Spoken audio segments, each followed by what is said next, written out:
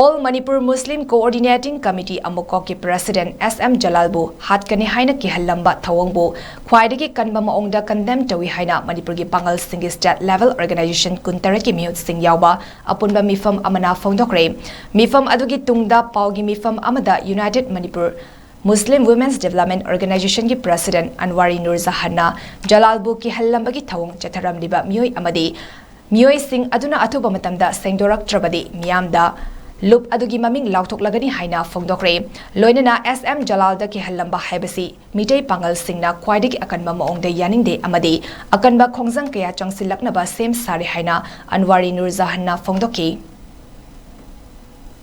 1606 lakwa pangan chingna taba mamang da lakwa pangan chingdi kari aina haidoi no haibina singba mala lailik manipur gi authentic oba lailik kaya gi mami piraga mahang lailik singdi gi lakpa walon khara thamani adugo haiba walon sing sidaida mahake wahaida asoiba aran yaw dana mahake wa sengdokadabani haidana kulai baiba tiger elite ajidu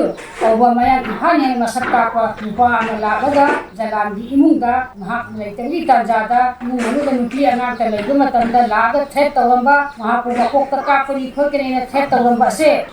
ai goina mabubu samna kaisulai tabani haina khandu aga leihari di haiba poema ai goigi ngasigi thabak tawina ba manipur organization singna madolep chari